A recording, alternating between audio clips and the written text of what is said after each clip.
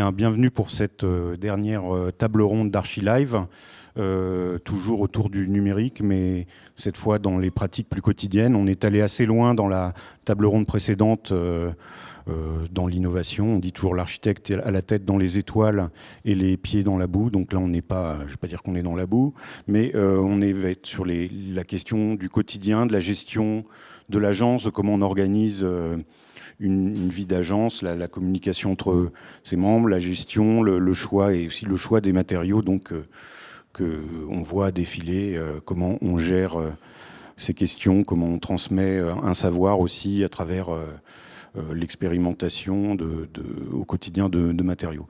Donc pour en parler avec nous, on a deux membres de l'agence Arte Charpentier, donc une agence qui a fêté l'an dernier son 50e anniversaire, qui est basée à Paris, mais aussi depuis très longtemps en Chine. Je ne sais pas s'il y a d'autres lieux que j'oublie. À Lyon, Shanghai, voilà, c'est deux mégalopoles vibrantes. Donc, on a Raquel Milagrès, architecte associée, et Audrey Cyprien qui vont nous parler de la matériothèque qui a été mise en place dans cette agence. À gauche, ensuite, on a Quentin Hirsinger qui a fondé au siècle dernier quasiment une base de données qui s'appelle Matériaux, que je pense beaucoup d'entre vous connaissent, et donc qui pourra nous en dire beaucoup sur la façon dont on peut aussi chasser les matériaux au quotidien, quelles évolutions y voit. Et enfin, à l'extrémité, nous avons Solène Bess, ingénieure et cofondatrice de DADH, une des applis pour des hommes, et des hommes, ce que j'allais dire, et qui sert aussi à la gestion d'appels d'offres et nous expliquera un peu le but de sa société et ses développements. Donc, on va commencer par Arte Charpentier. Donc, vous êtes une agence, vous comptez combien de collaborateurs On a une centaine de personnes. Oui. Et vous devez gérer aussi, échanger. Tout le monde ne sait pas forcément qui fait quoi dans l'agence au bout d'un moment. Et il y a une culture d'agence qui finit par, enfin pas se perdre, mais qui des fois se dilue un peu par difficulté d'établir une communication entre tout le monde au même instant ou à des temps différents du projet, des esquisses, ou de revenir sur des projets précédents. Donc c'est un peu l'idée de cette base que vous allez nous présenter. Oui, voilà. on va présenter... Je vous laisse, vous avez 10 minutes et on a une machine impitoyable qui nous coupera au bout de 45 minutes. Donc, et j'en profite, donc, après je vous laisse la parole, pour rappeler que les internautes peuvent poser des questions aux invités, voilà, et qu'on essaiera de les reposer. Ok.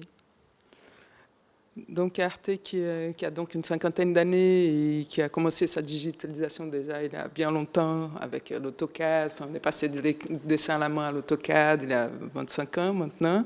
Et là, depuis 15 ans, avec l'accélération de la digitalisation, donc on a créé une base. Je vais commencer par vous parler de cette base intranet d'Arte, qui permet, comme Olivier disait, d'interagir, de permettre à tout le monde d'accéder à des informations qui sont... On a beaucoup d'informations, on est 100 personnes, il y a beaucoup d'informations, des hacks, des conférences, des projets, etc. Donc on a créé cette base. On va vous la présenter avec un... Donc, dès qu'on ouvre notre écran, tout et chacun à l'agence, on arrive sur cette page d'accueil. Cette page d'accueil qui a à la fois un remind des principaux projets, ce qui se passe, des chantiers qui sont en cours, des maquettes ou des projets qu'on a gagnés. Il y a aussi un agenda des événements de l'agence, s'il y a des conférences ou d'autres éléments. Il y a aussi un réseau social interne de l'agence avec des publications que les gens font sur des sites qu'ils trouvent intéressants, des nouveaux arrivants, que la RH fait. Donc comme ça, tout le monde est au courant de qui est arrivé.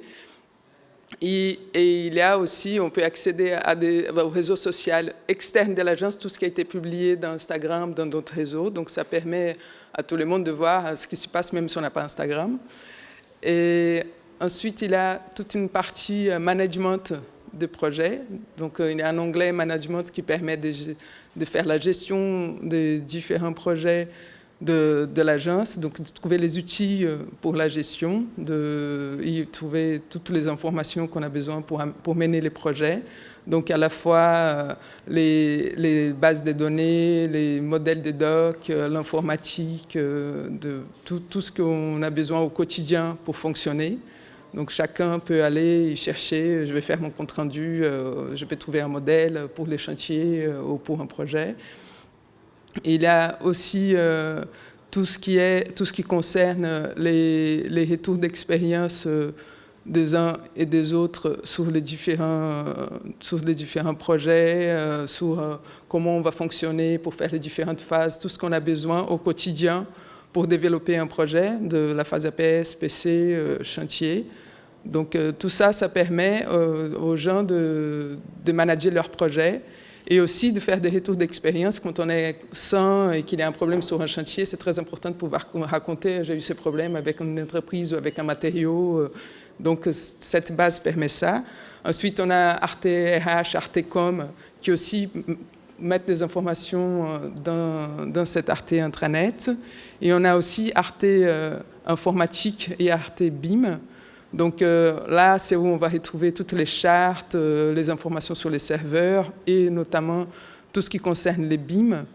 Donc on a un réseau social interne BIM qui publie tout ce qui concerne les conférences de l'agence, tout ce qui concerne, enfin, si on trouve un article intéressant sur les sujets, on va publier là-dedans. Donc ça, toute la communauté BIM de l'agence peut aller accéder, retrouver des MOOCs, faire aussi leur retour d'expérience de tout ce qui se passe au sein d'un projet, trouver des formulaires et des contrats, etc., si on a besoin.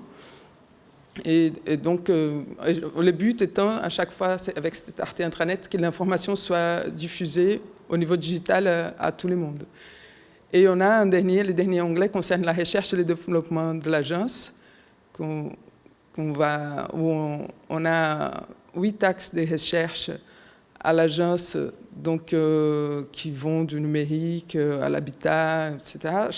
Chaque axe de recherche a une personne qui est chargée de cet axe et qu'elle va rencontrer des gens, faire des recherches au sens propre du terme, aller à des conférences et ensuite va communiquer au sein du groupe où elle est référent aussi. Si quelqu'un a une question sur un sujet, c'est cette personne-là qui a plusieurs informations sur ces sujets spécifiques. Il peut diffuser. On fait aussi des conférences internes, des mini-conférences pour que les gens expliquent leurs recherches. Et aujourd'hui, spécifiquement, on va parler de la recherche qu'on a fait sur les façades. Donc, on a pas mal développé notre recherche des façades déjà au sein des projets, parce que c'est une recherche qui s'applique très, très rapidement. Enfin, on a tout le temps les sujets des façades dans tous les projets. Et dans le cadre de cette recherche sur les façades, on a développé une matériothèque dont l'objectif est de pouvoir donner accès à tout le monde de l'agence aux recherches que chacun a fait sur son projet sur des différents matériaux de façade. Donc Audrey va expliquer tout le travail qu'elle a fait de la genèse, de comment c'est arrivé et jusqu'où nous en sommes dans ce travail de la recherche des façades pour l'agence. Exactement. Alors, je vais juste reprendre la télécommande. Merci.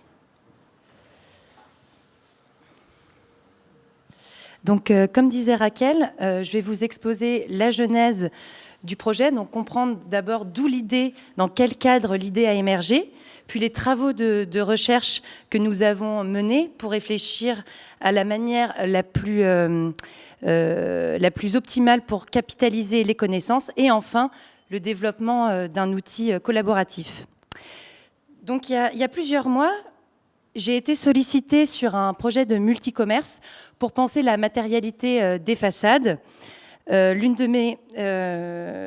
j'étais chargée de rechercher les matériaux les plus adaptés pour toutes ces typologies de façades. Donc on avait aussi bien des panneaux perforés métalliques, des panneaux pleins, des doubles pots, des simples pots, des façades végétalisées, des toiles tendues, etc. Et donc dans un premier temps, j'ai mené, alors on ne voit pas très bien, mais ce n'est pas l'essentiel, je vais vous expliquer le tableau. Donc j'ai mené un travail de recherche sur les matériaux qui étaient susceptibles d'être mis en place. Donc j'ai contacté plusieurs fournisseurs. Au vu de l'ampleur des produits qui m'étaient proposés par les différents fournisseurs, j'ai eu la nécessité de créer ce tableau de synthèse des matériaux, comme vous pouvez le voir ici. Et en fait, à chaque... donc je vais vous l'expliquer.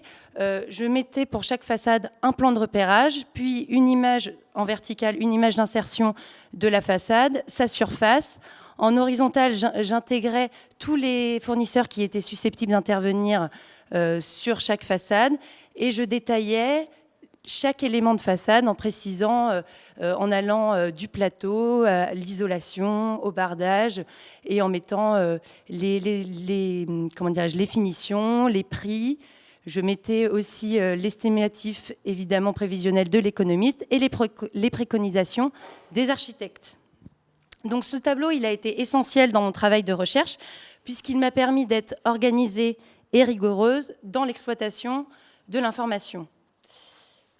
Donc après avoir été sollicitée par de nombreux collègues pour des demandes d'informations sur certains matériaux que j'avais justement répertoriés dans ce tableau, je me suis rendu compte que finalement, ils pouvaient être bénéfiques à tous.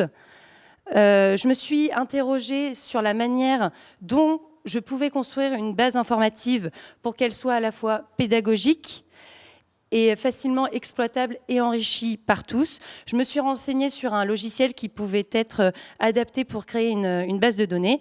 C'est un logiciel du pack office qui s'appelle Access. Dans ce logiciel-là, donc un logiciel que je ne connaissais pas du tout. Donc j'ai classé et j'ai référencé les informations contenues dans le tableau que je vous ai présenté précédemment. Ma volonté, c'était de créer un moteur de recherche dans lequel seraient référencées toutes les informations utiles, donc les différents matériaux, leurs caractéristiques, les prix de fourniture, les prix de pose, les références fournisseurs, les détails techniques que l'on avait dessinés, mais également les points de vigilance de mise en œuvre des matériaux, afin qu'on soit mis au courant des difficultés qui pouvaient être rencontrées, et puis aussi des images de nos réalisations. Donc après avoir réalisé ce prototype de base de données, je l'ai présenté à la direction, laquelle m'a soutenue et m'a encouragée dans la poursuite de ma démarche, en partenariat avec le service informatique interne à l'agence. Donc nous avons recherché l'outil le plus adapté dans la création de la base de données. Nous avons réussi à en développer une que Raquel vous a présentée tout à l'heure, qui répond à nos attentes d'aujourd'hui et qui est directement, comme vous l'avez vu, accessible depuis l'intranet. Donc je vais vous montrer rapidement des extraits. Donc l'intérêt de cette base, d'abord, c'est qu'elle propose divers modes de visualisation. On peut visualiser par produit, par fournisseur, par famille de matériaux, par projet, etc. Donc selon nos besoins, on a un outil qui nous permet de filtrer la recherche. L'objectif de cette base, elle est de répertorier les fiches produits des matériaux innovants ou mis en place sur des projets ou présents dans la matériothèque. Justement, dans le cas où un matériau est présent dans la matériothèque, il y a une ligne verte qui apparaît sur la gauche, comme vous pouvez le voir. Et du coup, on est dans ce cas-là au courant que le matériau est physiquement disponible à l'agence. Et donc, on a aussi des QR codes qui sont directement collés sur les matériaux et qui nous renvoient directement à la fiche produit de celui-ci. 1 minute, OK. Alors, on a d'autres modes de visualisation. Donc, on a aussi les détails techniques. Et puis, enfin, donc là, c'est lorsque on clique sur un produit, donc on a toute sa carte d'identité qui apparaît, les détails techniques, comme je vous disais aussi, les points de vigilance, les avantages, les inconvénients. Et on peut imprimer la fiche produit récapitulative du produit. Et donc, c'est pratique parce que rien que pour communiquer avec autrui sur ce produit. Donc pour conclure, cette base de données, elle représente certes un travail qui est considérable, mais je pense que si nous arrivons à bien la structurer, elle peut être est une source d'information inestimable, bénéfique à tous les membres de l'agence. Ça permettrait de gagner un temps précieux dans la recherche de matériaux, de dispositifs, de communiquer aussi davantage entre nous sur les projets. Donc finalement, c'est un outil qui est, je pense, utile à nous, à Arte Charpentier, mais qui peut aussi être utile à d'autres agences d'architecture. Merci. On essaiera d'envisager comment, pendant la discussion. Quentin Hirsinger, donc vous avez fondé Matériaux, qui s'est basé sur la recherche de matériaux. Vous définissez un peu comme la caverne d'Ali Baba des architectes. C'est pas moi qui dis ça, hein, c'est les gens qui viennent. Ah, disait. Et du coup, qu'est-ce que vous, dans votre recherche de matériaux, il y a quand même aussi un côté, on appelle ça l'expérience aujourd'hui, mais d'approche directe. Qu'est-ce qu'une base comme la vôtre procure que d'autres n'ont pas, quoi, en deux mots? En fait, le terme de matériothèque, c'est finalement pour parler de choses qui sont très très différentes. Là, par exemple, on a vu, moi, ce que je faisais au siècle dernier quand j'étais dans une autre agence d'architecture qui était l'agence de Jean-Michel Villemotte, où effectivement, il s'agissait de nourrir avant tout les différents projets des archis et des archis intérieurs de l'agence, avec des moquettes, avec du carrelage, avec des essences de bois, avec certains types de pierres, avec des systèmes de façade, avec tous ces éléments-là. Lorsque j'ai créé Matériaux, c'était pour proposer autre chose qui vient en complément de ce type d'outil qui est essentiel à la vie au quotidien d'une agence. L'idée de Matériaux, c'est d'identifier partout dans le monde tous les producteurs de matières singulières, atypiques. Olivier, je vous laisse le petit bip bip parce que de toute façon, comme j'ai pas mes lunettes, je vois pas ce qui se passe là.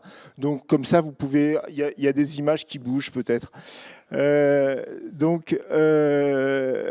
but, c'est d'identifier partout dans le monde les producteurs de matières singulières, atypiques, innovantes, tout ça en totale indépendance par rapport aux industriels.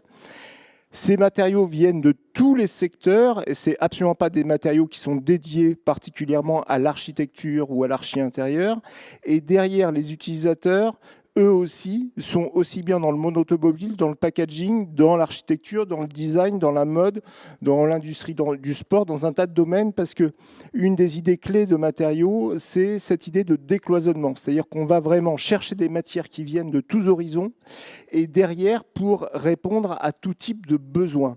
Et c'est en cela que je dis que c'est totalement complémentaire d'un service de matériothèque interne, c'est que 95% des besoins d'une agence, c'est de trouver la moquette qui va bien pour leur plateau de bureau. Et Matériaux est incapable de répondre à ce genre de choses. Je veux une moquette plutôt verte, U3P3, bouclette, qui en même temps a tel ou tel type d'autres normes, de contraintes, de ceci, de cela. Des moquettes classiques, il n'y en a aucune à Matériaux. En revanche, si je cherche pour une raison ou pour une autre, une moquette qui est éclairante parce qu'elle est tissée avec de la fibre optique ou alors parce qu'elle a un bac qui est translucide et on peut imaginer des LED en dessous, ou alors je veux de la moquette à partir de poils d'éléphant parce que dans une zone, j'ai envie de moquette à partir de poils d'éléphant, même si ça sent mauvais et ça ne tient pas le siège à roulettes. Là, on apporte des éléments qui sont des éléments complémentaires. Donc c'est vraiment une logique de cerise sur le gâteau. Ce qui veut dire qu'on ne s'occupe pas du tout du gâteau, qui est le quotidien des archis et des archis intérieurs, avec des contraintes qui, là aussi, nous échappent.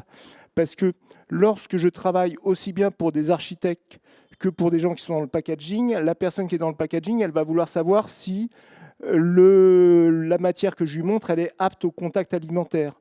Quelqu'un qui est architecte en France va vouloir savoir si ça s'inscrit dans un projet de RP. Quelqu'un qui est dans l'automobile au Japon, il va être à nouveau sur des normes et des contraintes différentes. Donc nous, notre but, c'est vraiment simplement de mettre un coup de projecteur sur ces matières. Alors, je vois qu'il y a des images. Donc là, c'est par exemple la base de données avec ces milliers de matières. Et si vous passez après, il doit y avoir des images des showrooms avec cette dimension physique où on va montrer concrètement les choses. Mais à chaque fois, c'est vraiment pour mettre un coup de projecteur sur un truc. Et ensuite, il y aura tout un travail du côté du membre pour qu'il valide l'utilisation de telle matière dans son secteur. Donc moi, je suis là pour faire rêver au départ en disant « Regardez, ce truc-là, c'est super bien parce que quand j'appuie dessus, ça fait poète-poète. » Mais derrière, je suis archi et je veux l'utiliser pour ma façade parce que je veux que ma façade fasse poète-poète, il va falloir que je contacte directement l'industriel et que je valide avec lui un certain nombre de choses que Matériaux ne m'aura pas donné. Moi, j'aurais été là pour dire, tiens, il y a ça qui peut être peut-être intéressant, il y a ça, il y a ça, il y a ça. Donc, c'est vraiment deux éléments qui sont complémentaires en termes de fonctionnement. J'ai parlé super vite parce que j'étais paniqué par l'horloge, parce que j'avais peur que vous me disiez il vous reste 1 minute. Donc ça, c'est les showrooms avec exemple, les différentes fiches. Mais je suis ravi que vous me posiez des questions. Première capote auto-lubrifiante, il y a des architectes qui viennent vous... Alors, ne jamais perdre de vue que les archis, c'est une partie de nos membres. Ce qui fait que moi, quand je référence quelque chose, je ne vais pas commencer à me projeter en me disant « Tiens, ça va intéresser tel ou tel secteur ». Je suis même souvent le premier surpris à voir que ma compression d'écailles de sardines qu'au départ j'envisageais pour de la poissonnerie pour qu'il fasse les plans de découpe, bah, c'est quelqu'un qui est dans la lunette qui va vouloir faire des montures avec.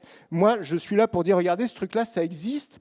Voilà les informations factuelles que j'ai. Et là aussi, c'est important, cette indépendance. C'est que vous faites la promotion d'un cuir vegan qui est vachement bien. Moi, il est hors de question que sur la fiche, je commence à dire c'est un cuir vegan, c'est vachement bien. Je veux dire, cuir vegan, c'est un oxymore. Soit c'est du cuir, soit c'est vegan. Et ensuite, derrière, c'est quoi? C'est un textile enduit de polyuréthane avec 20% de déchets de pommes. Donc, je suis là pour donner des éléments factuels et ne pas reprendre non plus le bullshit de l'industriel. Mais néanmoins, mettre en exergue ces différents éléments pour qu'ensuite chacun puisse piocher là-dedans. Mais surtout, de mon côté, sans effectivement me réenfermer en me disant « ça, je ne vais pas le référencer parce que je ne vois pas ce qu'on va en faire dans l'architecture ». Il y a plein de trucs dans la base de données qui ne serviront pas à un architecte. Il y a plein d'autres trucs que je suppose ne pas être utilisables dans l'architecture et je serai le premier surpris de voir quelqu'un s'en emparer, éventuellement en retournant un petit peu le truc, peut-être. Mais ce n'est pas mon talent à moi. Moi, mon talent, c'est d'identifier des choses particulières. Et le talent des membres de Matériaux, c'est ensuite de faire briller ces trucs-là dans des domaines qui ne sont pas forcément les domaines où ils s'inscrivent au départ. Donc vous encouragez le détournement. Vous avez des...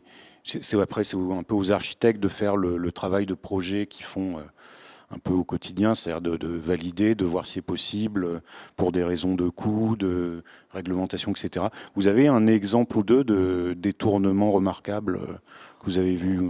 Il y en a trop. J'en ai plein. Et pour ne pas faire de pub à Matériaux, je peux vous raconter un exemple qui n'a rien à voir avec Matériaux, mais qui montre très bien la démarche de Matériaux. 3M fait de la microsphère de verre, c'est des espèces de bulles creuses qui sont en verre et qui servent dans l'industrie de la plasturgie à changer les propriétés mécaniques de ces plastiques. Parce qu'on va les charger, on va les structurer, on va asseoir un petit peu la matière, on va alléger, on va changer l'aspect physique du plastique. Et 3M s'est rendu compte qu'ils avaient 10 à 15% de leur microsphère de verre qui partait dans la pisciculture. Et ils se sont dit, mais mon Dieu, pourquoi est-ce que ça part dans la pisciculture? Donc il y a un commercial de 3M qui a été dans une ferme piscicole et qui a dit, voilà, vous nous achetez X kilos de microsphère par mois, mais ça vous sert à quoi?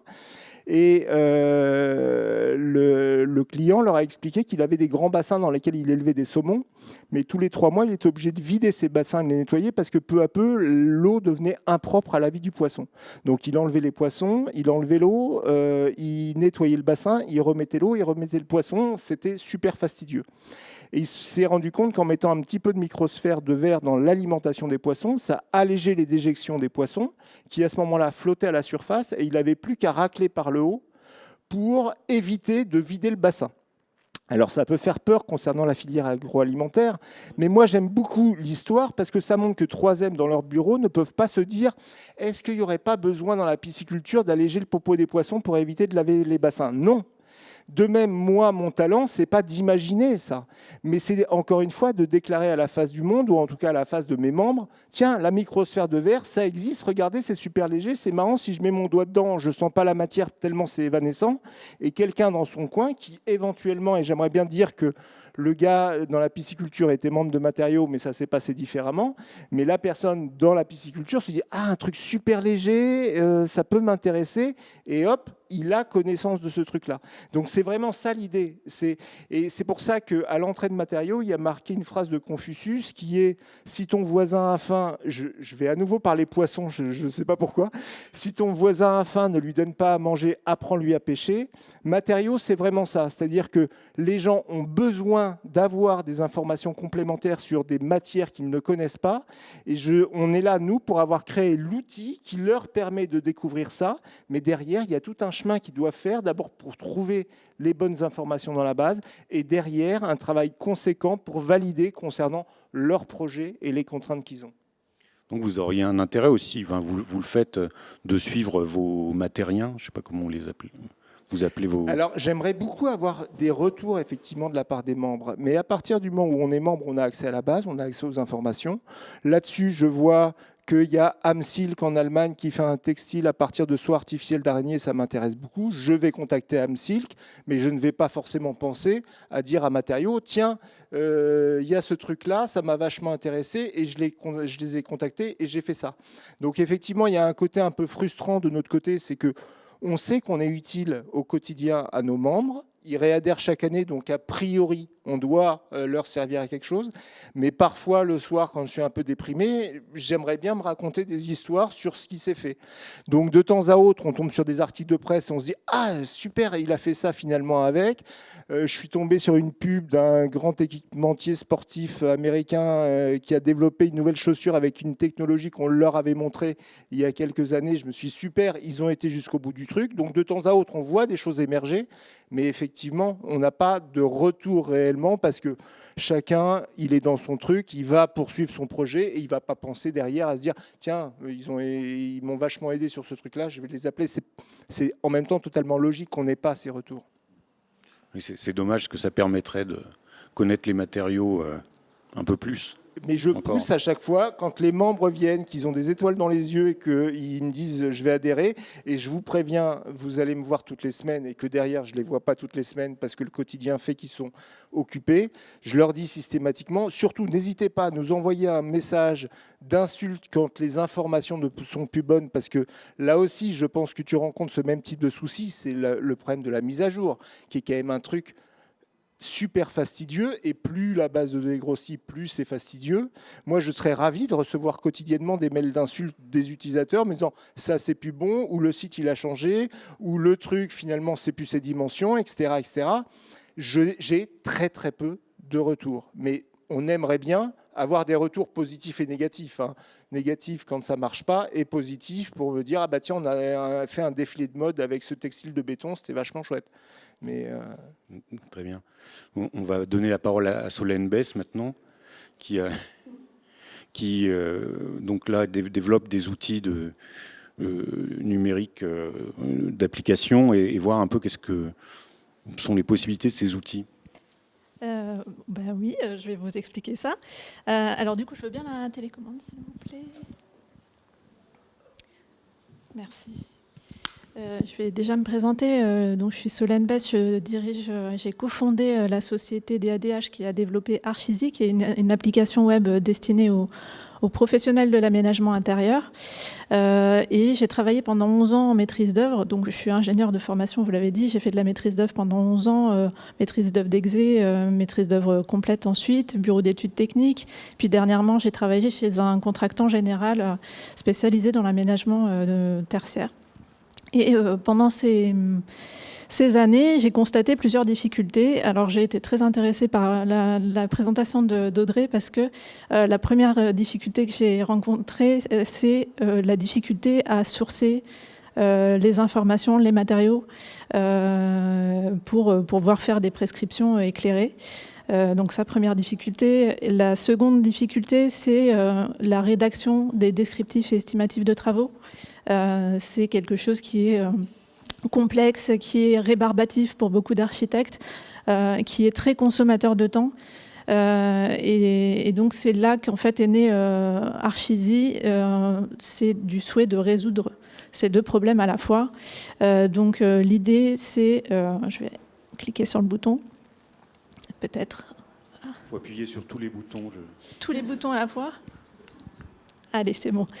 Donc, l'idée, c'est justement d'avoir une bibliothèque. Alors, une bibliothèque, d'une part, de prestations. Ce qu'on appelle des prestations, c'est des articles neutres qui sont des descriptifs de prestations, donc l'installation de chantier, de la fourniture et poste de carrelage. Donc, neutres, non liés à des produits, mais également une bibliothèque de matériaux où on va proposer aux architectes d'accéder à l'ensemble des infos que Pauline a décrit tout à l'heure.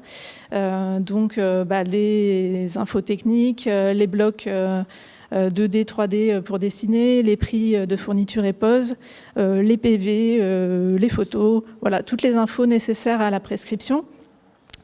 Évidemment aussi les contacts commerciaux et techniques chez les fournisseurs pour permettre de favoriser les échanges entre les architectes et les fournisseurs, puisqu'il est absolument nécessaire d'échanger sur les points techniques pour affiner une prescription.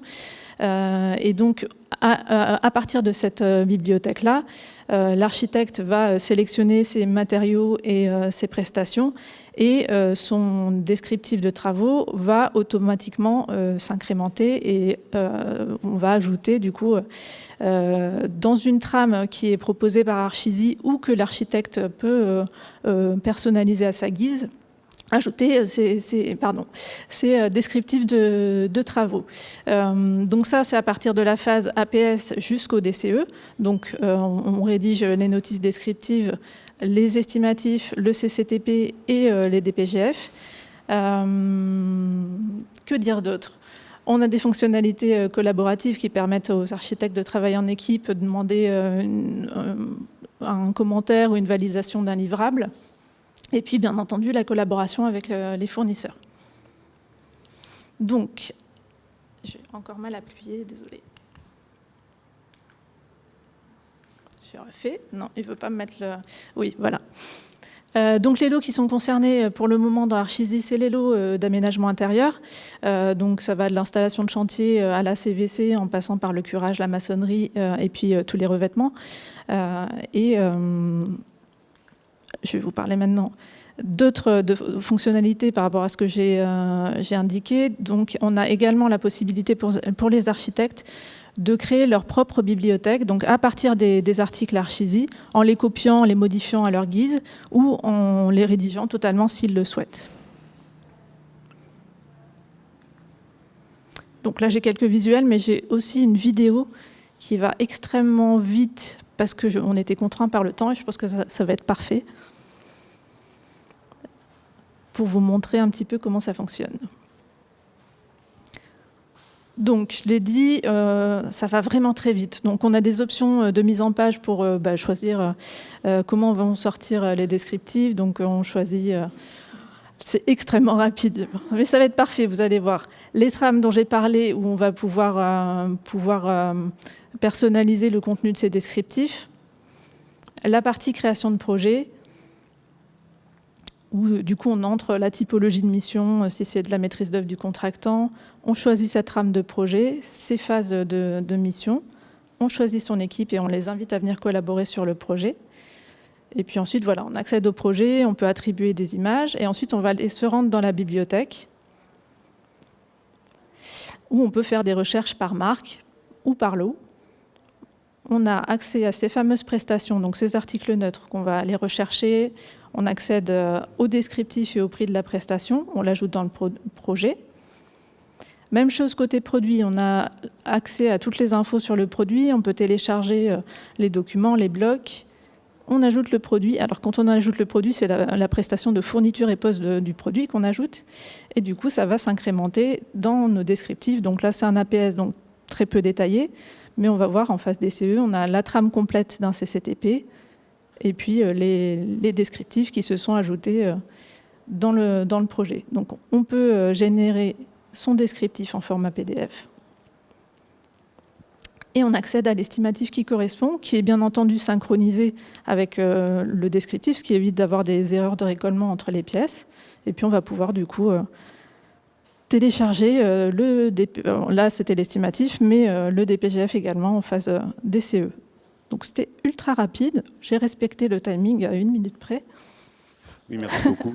Merci. Actuellement, il y a combien de personnes qui utilisent votre service? Alors nous, j'ai oublié de préciser qu'on a été lancé en février de cette année, donc on a pour l'instant 350 utilisateurs.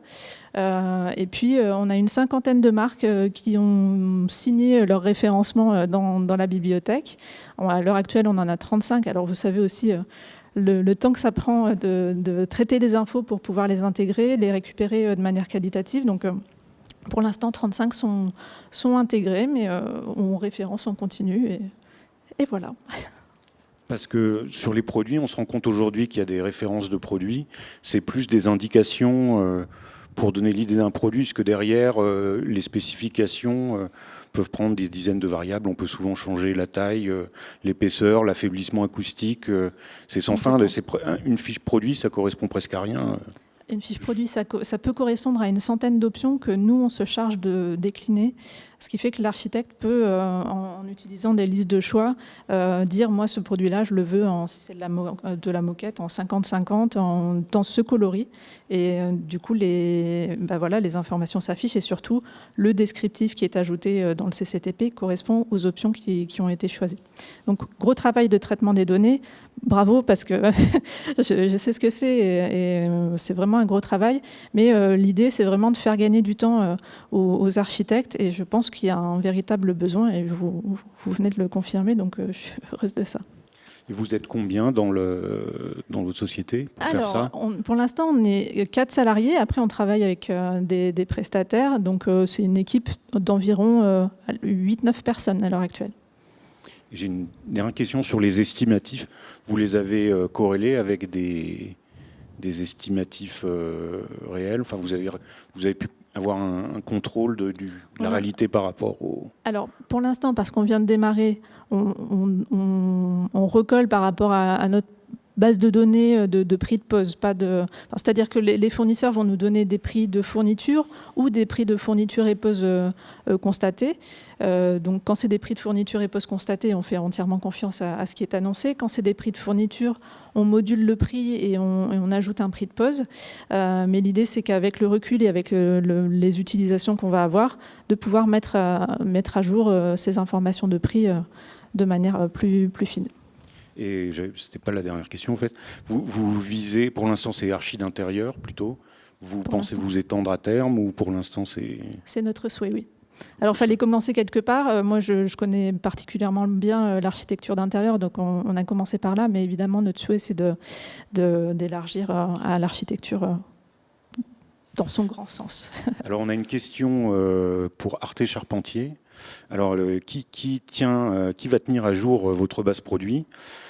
Qui gère la matériothèque physique, voilà, et une question plus pratique, quel est votre prestataire pour l'intranet? Et il écrit merci. La base de données, c'est vraiment une démarche collaborative. Chaque salarié sera amené à remplir les formulaires pour chaque produit. Donc, on travaille sur un projet, on utilise différents matériaux. En fait, la base de données, on la voit vraiment, nous, comme un retour d'expérience sur les matériaux, les dispositifs constructifs que l'on met en place. Et donc, c'est vraiment à chacun de la remplir. Et puis, on aura des contrôles par quelques personnes, j'en ferai partie, et on va être... quelques salariés à contrôler cette base. Parce qu'en effet, on a aussi des données de mise à jour, on a des dates de mise à jour à chaque fois qu'un produit est entré dans la base. Donc, il faudra qu'on puisse aussi actualiser les données assez régulièrement. Donc ça, c'est vraiment quelque chose qu'on fera ensemble, quoi. Et on essaie à chaque fois, en fait, l'idée, c'est que dès qu'on a un projet, il faut qu'on fasse une recherche des façades, c'est systématique. Donc, on essaie d'utiliser à partir de chaque projet cette recherche des façades pour incrémenter la base. Et ensuite, il y a cette équipe qui fait partie de l'axe recherche-développement des façades qui va alimenter cette base et qui alimente aussi la base physique qui l'entretient, qui enlève, qui reçoit les fournisseurs, qui enlève des choses qui sont plus à jour, qui change la documentation. Donc, c'est ça. Et par rapport à l'intranet d'Arte, c'est notre directrice informatique qui a développé notre base intranet, qui développe plusieurs outils. On a des outils de gestion pour les retours aussi financiers des projets, les marges, etc. Elle a développé aussi tout un... Enfin, là, je n'ai pas parlé, mais on a aussi cette digitalisation, on l'appelle le BI Board. Ça nous permet d'analyser combien ça nous a coûté de faire un tel projet du début à la fin, phase par phase, et comment on peut faire une proposition d'honoraires pour un futur projet. Et ça, on a toute une base de données qui nous permet de capitaliser ça projet par projet. Et c'est Isabelle Scherer qui développe ces bases au sein de l'agence. Et on pourrait imaginer que ce système se mette en place sur des structures beaucoup plus petites, entre plusieurs agences éventuellement, où vous pourriez l'ouvrir, ou alors peut-être le chaîner aussi avec votre système. Pourquoi pas, hein. Je pense que ça peut être... Aujourd'hui, ce n'est pas le cas. Enfin, Isabelle a développé vraiment un interne par rapport aux besoins qu'on avait, à la fois pour intranet. C'est lié aux demandes qu'elle avait au fur et à mesure. Elle a développé un outil qui était donc très adapté à nous, personnalisé à Arte, on va dire. Mais il y en a pas. C'est vraiment un outil qui pourrait être une base pour d'autres agences ou mutualiser des données. Ça, je pense que c'est assez intéressant. Et puis, ça permettrait... Il faut toujours quelqu'un qui tienne à jour. Il faut avoir une tête de référence. Par expérience de projet, si on n'a pas un référent, plus personne ne fait. Mais ça n'empêche pas de mutualiser cet échange d'informations sur les matériaux. Parce qu'in fine, on a tous besoin. On utilise en général, par moment, les matériaux qui sont similaires. Tendance. Et par exemple, sur un projet Shift, vous avez utilisé des matériaux nouveaux, vous avez utilisé des procédés de fabrication, fibre de verre, qui me semble que vous n'aviez pas utilisé avant dans l'agence. Après, vous référencez Après, on échange avec... Enfin, c'est les chefs... Après, ça dépend du moment. Des fois, on est très débordé sur un projet et on n'a pas le temps de faire ça tout de suite. Là, Audrey, elle a eu le temps parce que c'est un projet qui a eu un arrêt, donc elle a eu le temps de développer plus ça. Il y a d'autres qui vont très vite, donc c'est à la fin du projet, on va référencer avec les chefs de projet. Et après, il y a la phase chantier aussi, parce que les produits du projet changent aussi en phase chantier, donc il y a d'autres produits qui arrivent, donc il faut, en fin de phase chantier, on fait un retour d'expérience pour pouvoir récupérer les projets utilisés dans les chantiers. On en découvre beaucoup, parce que souvent les entreprises varient, font des variantes par rapport à la base, etc. D'accord. Je vais voir s'il n'y a pas une question de... Non, toujours pas d'autres questions d'internautes. Moi, j'ai en posé une. Est-ce que ces outils numériques, que ce soit votre système ou votre intranet, est-ce que vous pensez que ça aide aussi à développer les liens entre les gens dans les agences, un peu la façon des réseaux sociaux? Est-ce que ça a un peu la même fonction, oui? Alors moi, plus qu'au-delà des agences, entre les architectes et les fournisseurs, c'est vrai qu'il est parfois compliqué d'arriver à joindre dans les délais qu'on souhaite quand on est en train de faire une conception les fournisseurs. Et donc oui, en tout cas, je vais parler pour Archizy, je suis désolée, mais oui, l'idée c'est effectivement de favoriser le lien, de le rendre plus efficace et plus compatible avec les délais pour les architectes. Donc, et au-delà de ça, oui, évidemment, c'est dans l'air du temps de permettre la collaboration en interne et de donner des outils pour ça. Donc, de notre côté, on essaye aussi de faire ça, donc évidemment. Oui, au sein d'Arte, là, dans les cas de produits de façade, dans les cas de produits de façade, oui, et aussi dans les cas d'intranet, ça nous permet énormément d'échanger. On est 100, une centaine. Donc, quand quelqu'un de nouveau arrive, on voit quelqu'un, on ne sait pas comment il s'appelle, sur intranet, il a sa photo, il a qui il est, quelle est sa personne, il a les réseaux sociaux aussi, les gens publient en interne, dans les réseaux sociaux internes, des conférences qu'ils ont assistées, et donc on peut aller voir la personne, voir un résumé, il y a énormément d'échanges du fait d'intranet. Oui, parce que sur la base de données aussi, finalement, on a chaque artésien qui remplit justement ce formulaire-là est indiqué aussi dans la base de données. Donc, si on a des informations complémentaires à demander, on a juste à aller le voir et au moins, on sait vers où se diriger.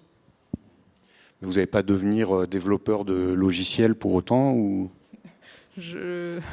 Pour l'instant, on n'a pas envisagé, non, mais...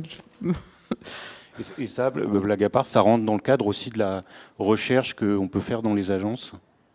De la recherche c'est lié à des crédits impôts recherche, Oui. On utilise les crédits, on utilise ces axes de recherche pour travailler des sujets spécifiques et qu'on va utiliser les CIR, quoi, Il y a celui-là, il y a d'autres projets On a un projet, on a aussi des chiffres à l'agence, donc c'est des doctorants qui viennent à l'agence faire des recherches. Donc on a eu Georgina qui a fait une recherche sur des villes en Chine, parce on fait beaucoup de projets en Chine, ce sont des projets de villes entières. Donc il y a une doctorante qui est venue qui a fait des recherches dans le cadre de son doctorat et en travaillant avec l'agence. Là, on a quelqu'un qui vient pour faire des recherches sur les commerces de demain, qui est un vrai sujet pour nous qui faisons beaucoup de centres commerciaux. Donc, comment les devenir de ces commerces. Donc, c'est quelqu'un qui va travailler avec nous au sein des projets et qui, dans le cadre de sa thèse également. Donc, on a cette interface-là. Donc, les agences deviennent un peu des pôles de recherche. On voit ça de plus en plus. Clairement, oui. Clairement. Alors, je ne sais pas s'il y a d'autres questions sur l'intranet. Il me semble qu'on doit conclure bientôt, c'est ça? Donc, c'est bon, je ne sais pas où on en est. Donc, quelqu'un veut ajouter quelque chose? Non. Sinon, voilà, Nicole va faire une annonce. C'est ça? Je crois que c'était moi.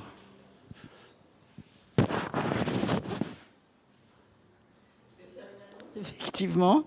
D'abord, je voulais vous remercier tous et je voulais remercier aussi en live tous les participants donc, aux conférences depuis hier qui ont animé ce premier événement 100% digital dédié à l'architecture. On a eu beaucoup d'inscrits sur l'appli. On a plus de 500 inscriptions.